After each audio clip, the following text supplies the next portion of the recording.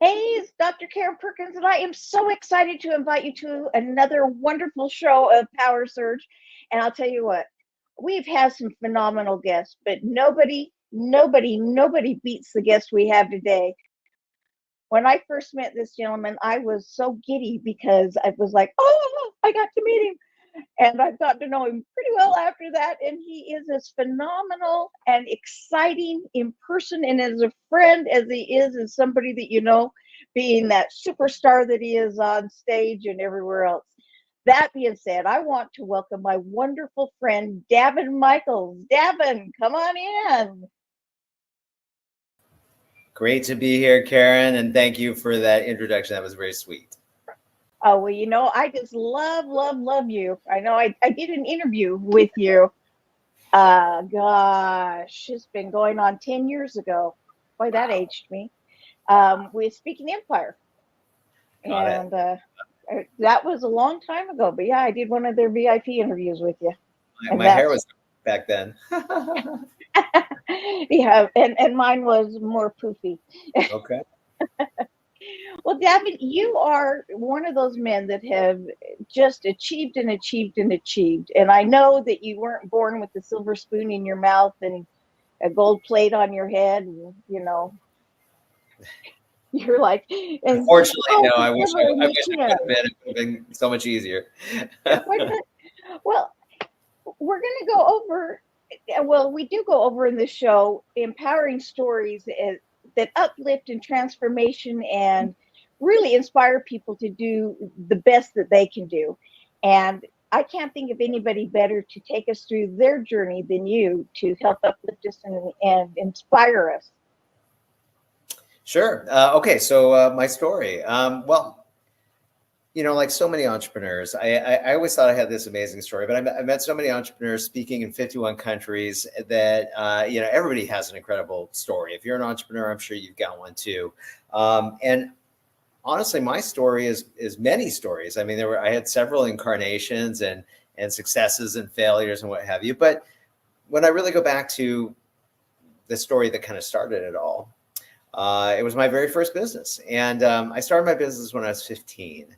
I actually graduated high school a couple years early, started my business, and I didn't graduate because I was particularly smart. I was just driven.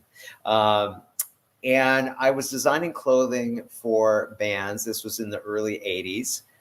My bands had nothing going on. We started the company because we had one band that had a record deal.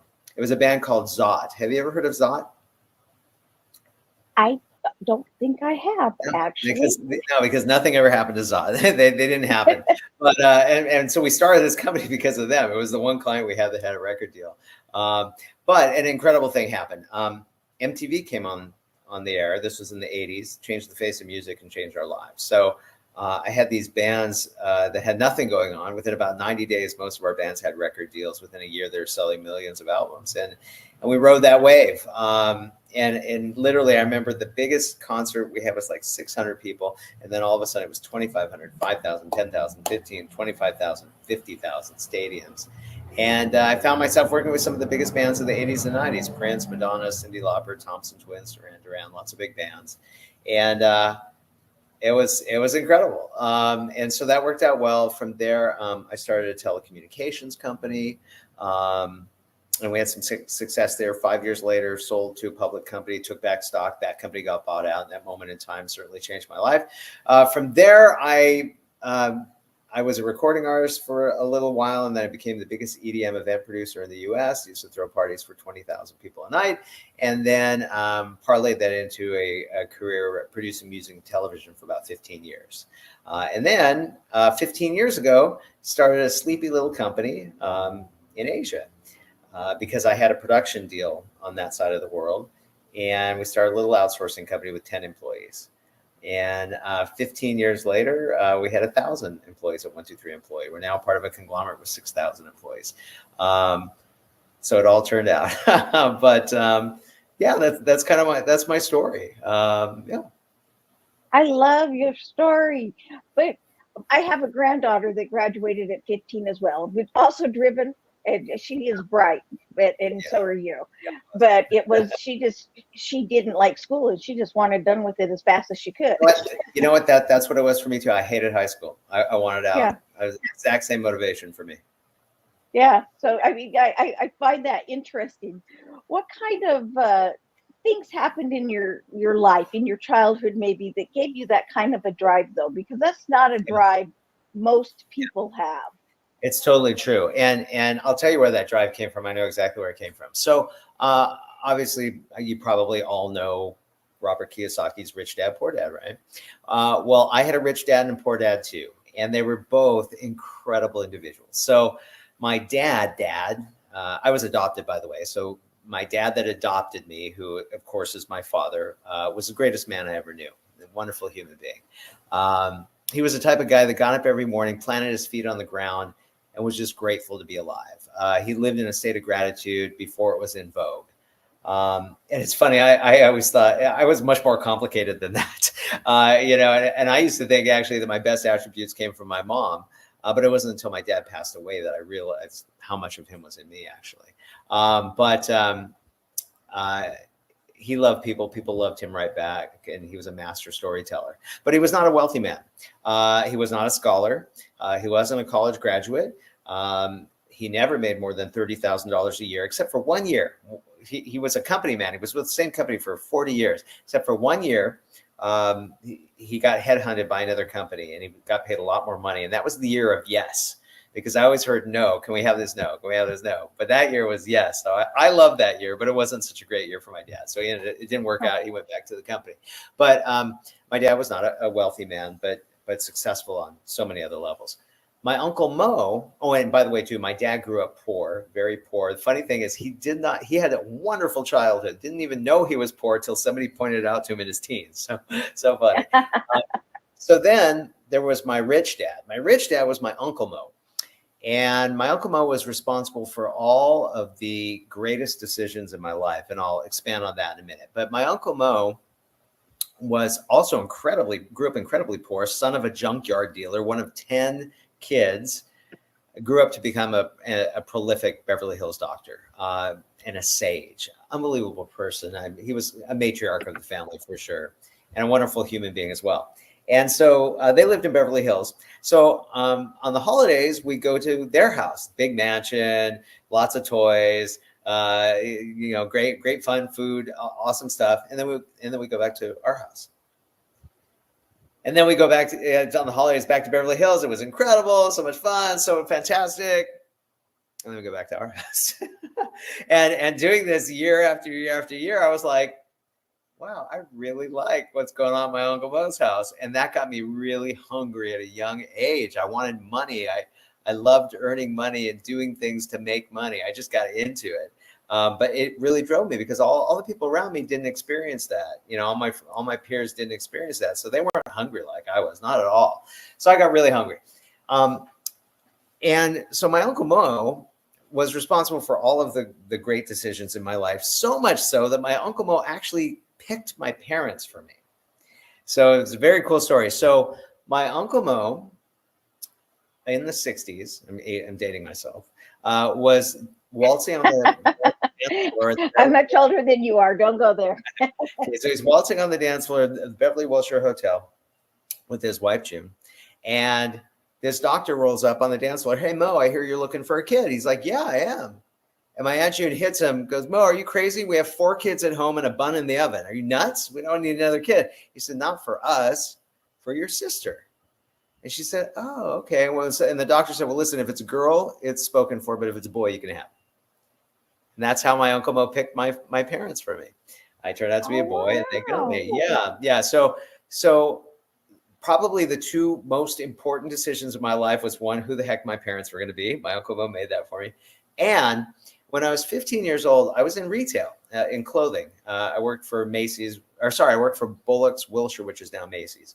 And I really took pride in it. I kind of took pride in whatever I did, but I loved serving people. Like, honestly, if I had a different life and I was like a server, a waiter, I would probably love it. I actually love serving people, which kind of matriculates into what I do today, right? Even the Right. different things I do is to serve people, right? I love to serve people. I love it. And literally, I think I could bartend or be a waiter, and I probably love it. But whereas a lot of people, it would be hell for them, right? But Right. I love it. I absolutely love it. And in the not, I haven't really served people that many times, but when I do, I love it. When I have a party and I serve my friends, I love it. So, anyways. So I really took pride in it. And this was an idea. This was just like service, right? Somebody would come in and I would give them exceptional service. And I really excelled.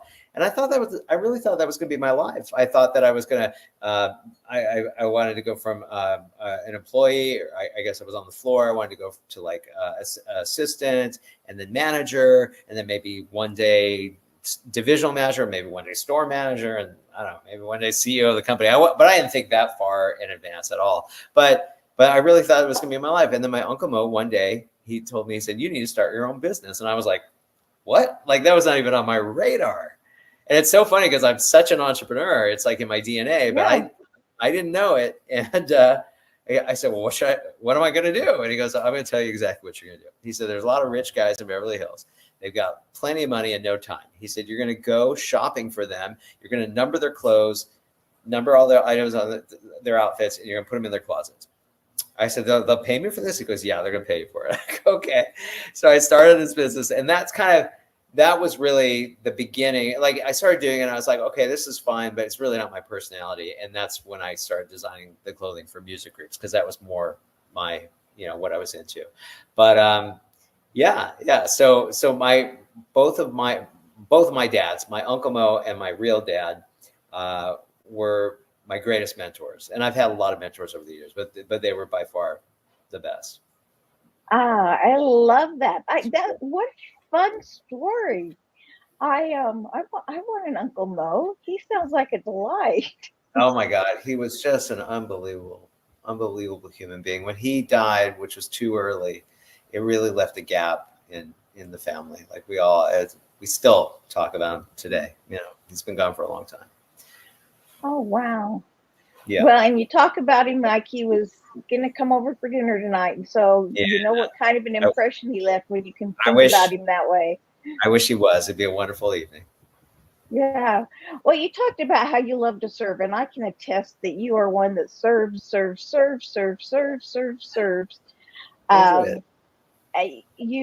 make sure that people get value with anything and everything they do that you might be involved in. Sure. And I think about the San Juan Social Club that you run.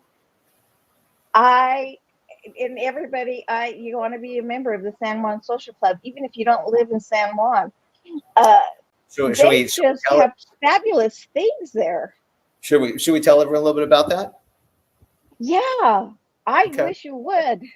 Sure. Yeah. So I love to build communities. Over the years, I have 10 books that have come out. My 11th is coming out soon. So I built a pretty big audience globally, a couple million people that sort of follow me. And I moved to Puerto Rico 6 years ago. And when I moved here, I started a sleepy little group. And the reason I say it was sleepy, because I moved here 5 months after Hurricane Maria. So things were rebuilding in Puerto Rico at the time. Yeah. And I started this little group. And I started doing events once a month. And the idea was to bring awesome people together, to bring people like me who are kind of new arrivals to the island together with locals that have grown up here, for food, drinks, conversation. And I've learned that from there, anything is possible. It's a very unsophisticated model with a very sophisticated purpose of bringing people together and creating understanding and relationships. And so I started this thing, and in the early days, we'd have 5 people that would show up. Fast forward though, 6 years later, we have 2,000 people in the San Juan Social Club. And so I do these events once a month as a public service. And then last year, I announced that we're going to have our first San Juan Social Club cruise.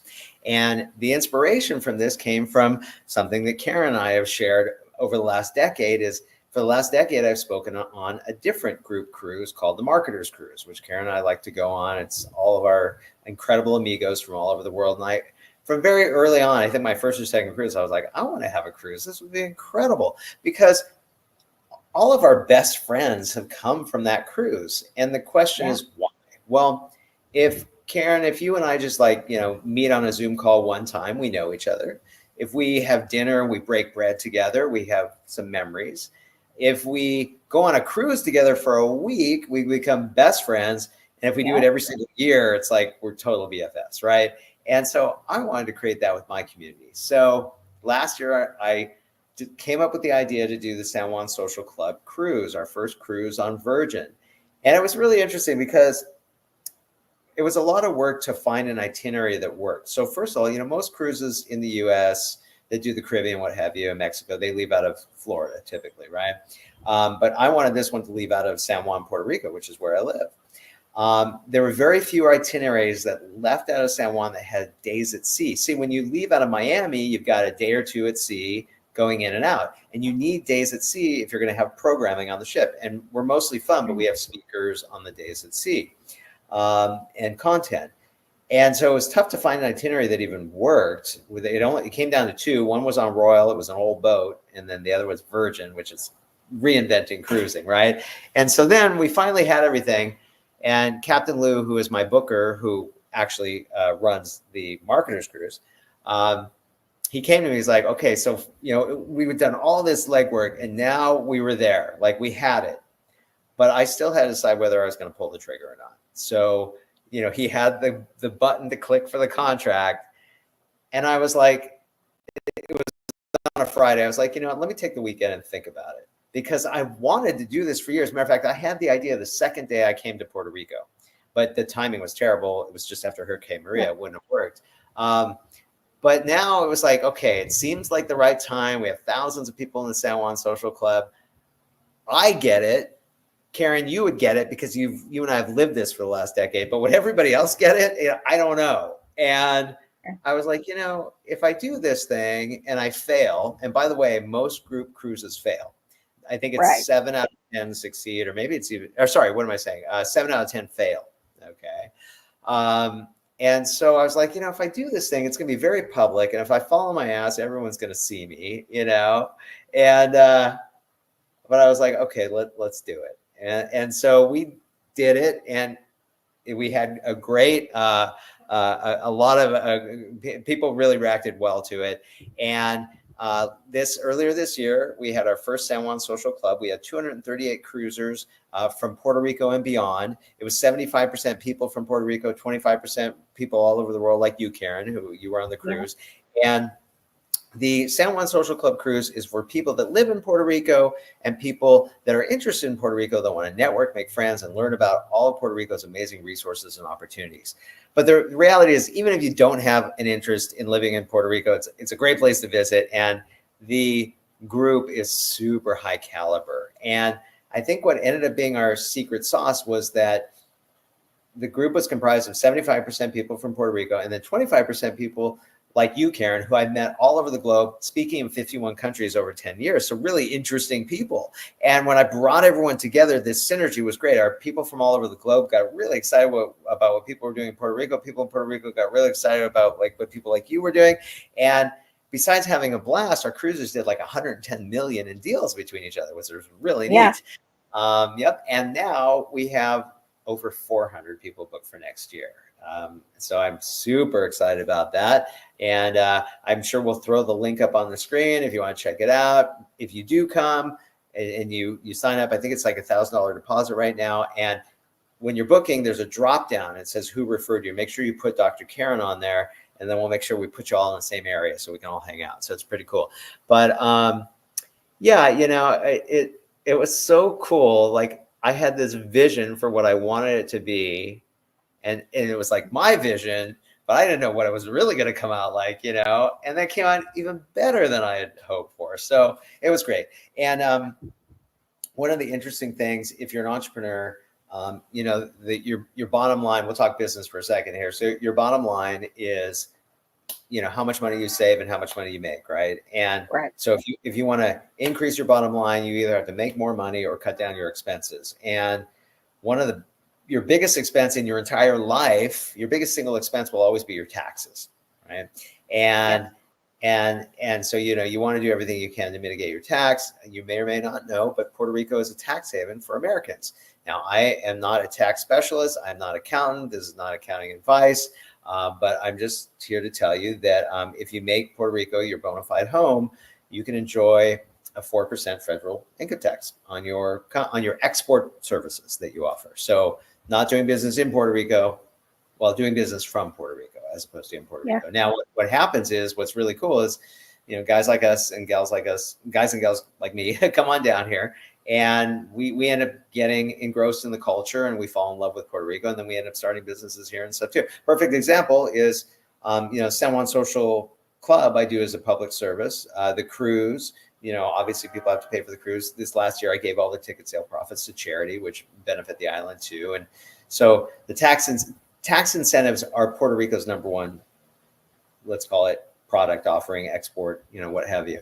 That's how they attract people to the island, being a U.S. territory, and it works. It's certainly not perfect. Nothing is perfect, we know, but it's been helping out the island, and it's helping people that are willing to make Puerto Rico their home. So as you can imagine, it's a pretty eclectic, awesome group of people. And obviously it was the people that made it great, but Virgin also made it really awesome too. If you haven't been on a Virgin cruise, they've reinventing the cruising game for adults.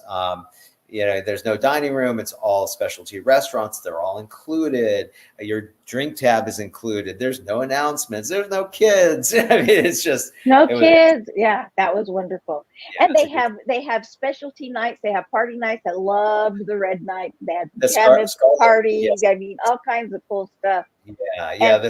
The Scarlet Red party is like an all-night party in Ibiza. Yeah, it's awesome. Yeah, that was awesome. Now, you mentioned that I was on the cruise. Yes, folks, I was on the first one. I will. That's my claim to fame. Yes. One of my claims to fame. Yeah, I've been on 20 or so cruises that have been sponsored by one group or another. Yeah, and I can say with all honesty, 1,000% honesty, that was by far the best cruise, the highest caliber of people I have ever been with. I love it. And I still have friends, we're keeping in touch, even though I'm not in Puerto Rico. I still have connections and friends that keep in touch and keep things going. And I watch we have the WhatsApp group, man. I watch what's going on in there all the time, and I get jealous. And when you have to come visit, like maybe halfway through the year or something. Yeah. I'm saying I'm going to have to, when my mom finally turns 102 and decides it's time to go, I'm moving to San Juan. I was like, yeah, I love Ecuador, but I think I'm going to go to San Juan. And there are a lot of good reasons why, but if for no other reason, just go visit. But just the people that we met were just top-notch, high-quality people. Yeah, and everybody was there to help everybody else. Totally. And the missions were really accomplished. One is I wanted to draw more attention to Puerto Rico as a place to, do business and live. Two, I wanted to raise a bunch of money for local charities in Puerto Rico, which we did. And three, I wanted our people to have fun, but come and network and make a bunch of money, doing deals between each other. So it just went great. I couldn't have been happier. I'm still overjoyed when I think about it. And I can't wait for the next one, which is 6 months away. So it's exciting. Yeah. And I was one of the first people to sign up. So yes, folks, sign up. Awesome. Go to the link. Jace, put that link up again, because I want to make sure everybody gets signed up, because it was phenomenal. Absolutely. And I tell you, I hadn't heard about it from you or Captain Lou just yet, but just after you announced it, my good friend Mark from England called and said, "You've got to go on this cruise." Cool. And so, it was people from all around the world that were there, and it was fabulous. And I can't wait for this year's. I'm getting all ready and geared up for this year. Yeah, 2025. What am I saying? Yeah, this upcoming one. Yes. I'm trying to convince my mom she has to go with me. That'd be cool. Yeah, it's not going to happen. I understand. but a lot of fun. Well, I like how you made it service, and even though it was, people did get together and did deals together, it wasn't no.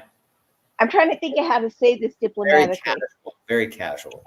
It was very casual. It wasn't like you get on some of these cruises that end up being a sales cruise, and Yeah. it's not what can I do for you, it's what can you buy from me. Yeah. Yeah. No, What totally. can No, I it sell was you? super chill. And the cool thing about the cruise is, you can do with it what you want. I mean, you could, sleep in late and hang out on the ship. You can go on the excursions. You can do stuff together with us. I mean, you can come to see the speaker speak or not. You can go to spa. I mean, so many options on a cruise. So, Oh yeah, it was super chill. Um, yeah. and all of the events were fabulous. The speakers were fabulous. Oh, see the boat moving, folks. I want to point this out. That is Davin's patio that he's overlooking the water on. This is not a screensaver. That's great. Yeah. Yeah. I'm in my office right now. First time I saw that, I went, "Wow, what a cool screensaver!" And then you went, "Nope, it's from my office," and you held it, and I went, "Oh my gosh!" Yeah. So Yeah. I miss my ocean view, but I've got the red rocks here, so they're beautiful. I'm happy with those. Red Rocks are I'm beautiful. happy with those. Yeah. Well, if you were to give advice to new entrepreneurs Yeah. besides network, and we'll Yeah. get back to that because networking is probably one of the most important things. Yeah. Besides networking, what would you advise a new entrepreneur or somebody who doesn't want to work the 9 to 5 anymore and want to venture out? What would be Yeah. some advice for them? Sure. So certainly networking is that in that mix, but I'll go a little deeper. So honestly, I believe the lifeblood of all business is relationships, number one, marketing, number two, and or money in this close runner up three. But two things. One is you have to be tenacious. I mean, that you just can't give up. It doesn't matter. You can't take no for an answer. You can't give up. You just have to keep going. That's number one. If you do that, obviously you won't fail. Eventually you'll figure it out.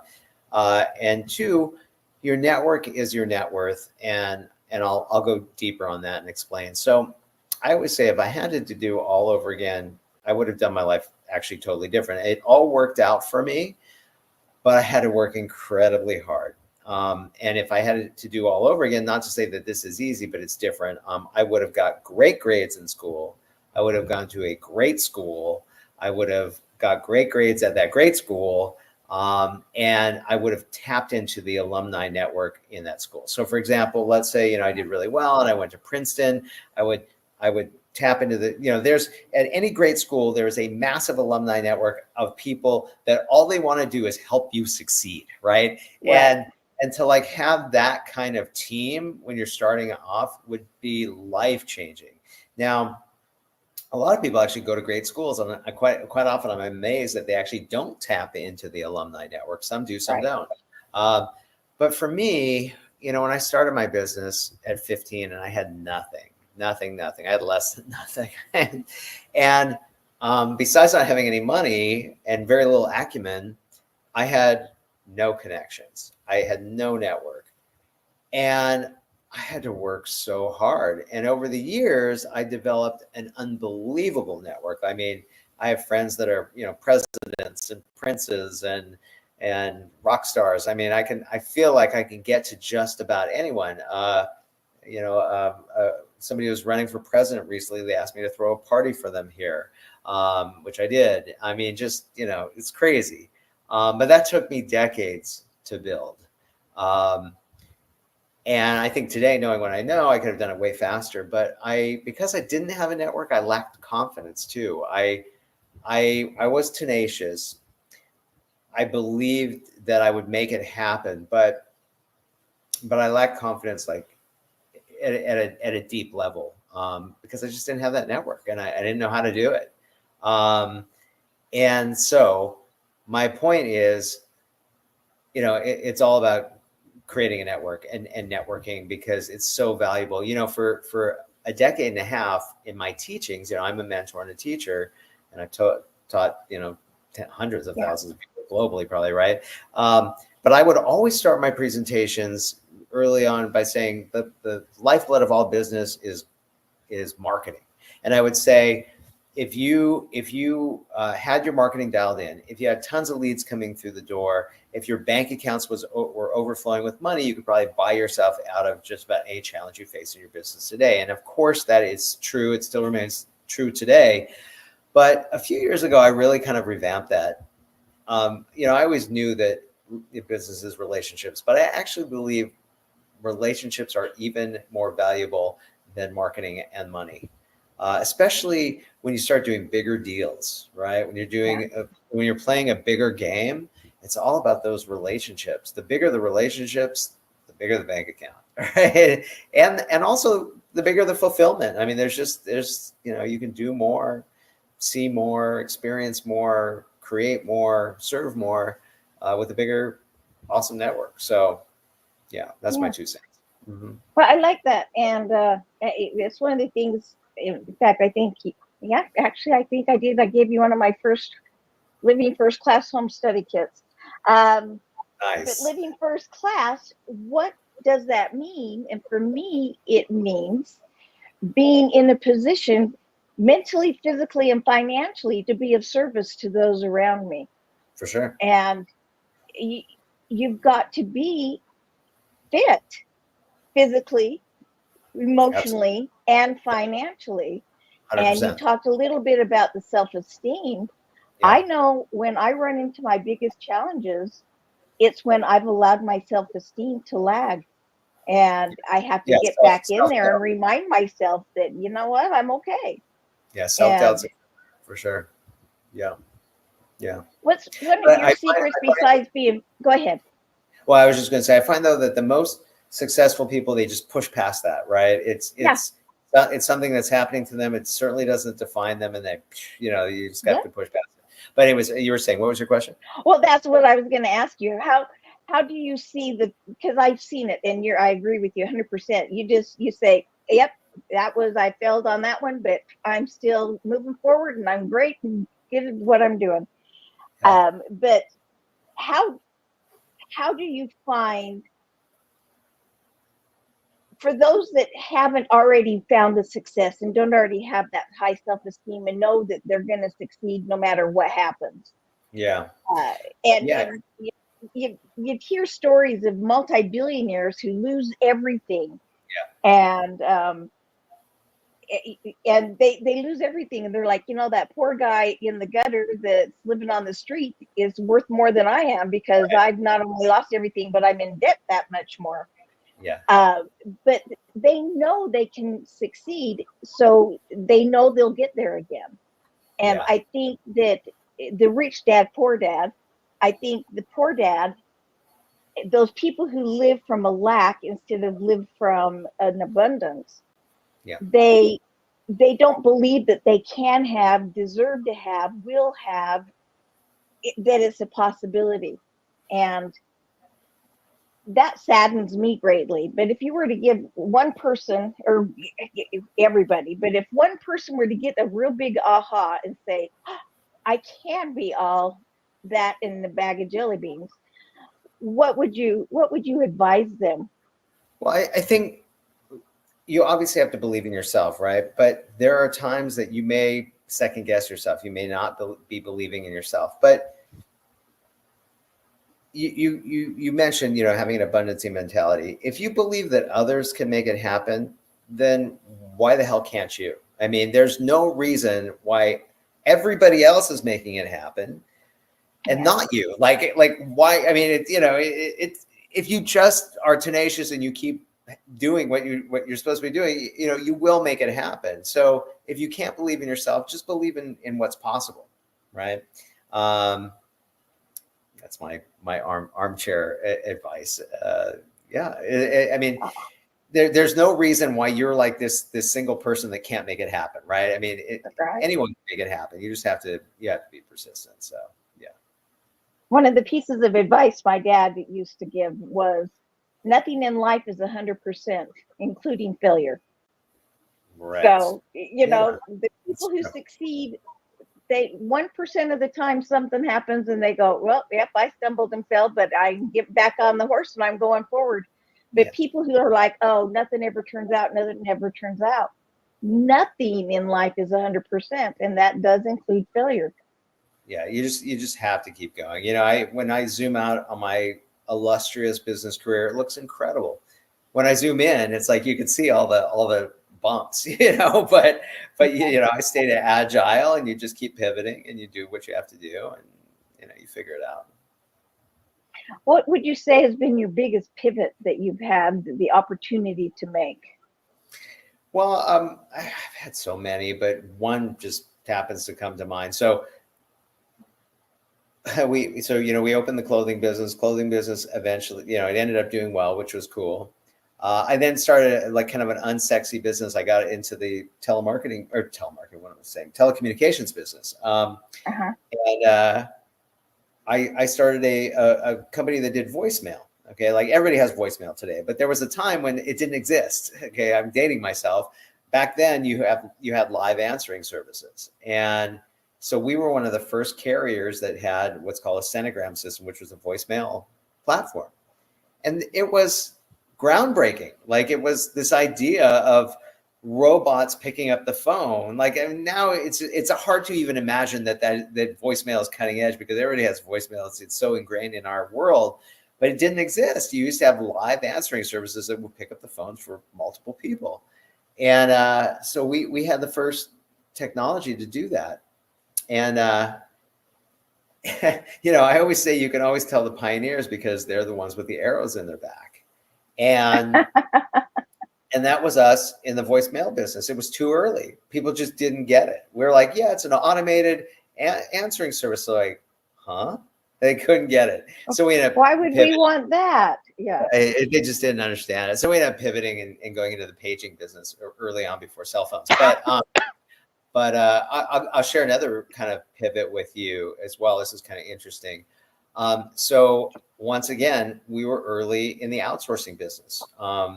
So when we got into the biz, we were doing virtual assistant services for entrepreneurs. Now, big companies were outsourcing to like India, like American Express and what have you. So call centers were doing it, but entrepreneurs weren't doing it yet. We had a service that entrepreneurs needed, but they didn't want it because they didn't know about it. And you always want to sell a want, not a need. Everybody's always trying to fill a need in the market. Fill a want, because I want the new Porsche. I'll pay whatever it costs. You know what I mean? Right. You want to fill a want. And so nobody wanted what we had because nobody knew that we existed. And so it was a tough time for us in the early days. And also we were a US company doing business in the Philippines. Today, that's totally normal. Back then it was un-American, really un-American. Like we would get FU calls on a regular basis and emails and, oh, we're going to burn your building down. And it was gnarly. No, it was not cool. And so that was tough. And then Tim Ferriss's book came out, The 4-Hour Workweek, and that was one of the tipping points in our business, because all of a sudden we went from being like public enemy number one to being the belle of the ball. It was quite a pivot, quite a transition. But really, probably one of the biggest tipping points in the business. Well, first of all, let's back it up. So we were talking about pivots. So I realized early on there was no market for what we had. It existed, but it wasn't there yet. And I was like, we're going to have to somehow carve out a market, create a market for us. And so that's when I began to do info marketing. I started writing books. I started creating info products. I started speaking on stages. I started doing webinars, and we started doing our events globally: Australia, US, Europe, Asia, New Zealand. And we began educating our prospects and turning them into clients. And that is how we began to grow the market. And also what was cool is because we went, a big shift in our business was going from marketing to one to marketing to many. In the early days, one-on-one deals, once we made this switch, I never opened my mouth without to hundreds or thousands, no problem, or tens of thousands of people. If I wrote a book, 100,000 people read the book. If I did an info product, hundreds of thousands of people would get that info product. If I spoke on a stage, 1,000 people would see it. Right. You made me cough. I know, it's catchy. That's so funny. It's now my eyes are watering because I was trying to hold it. That's so funny. So those created tipping points in our businesses, and those were, big shifts along the way. And we just had to stay agile and flexible and pivot. What's your next journey leg looking like? Yeah. So these days, I'm on the boards of several companies. I'm scaling a project right now. I'm supposed to be retired.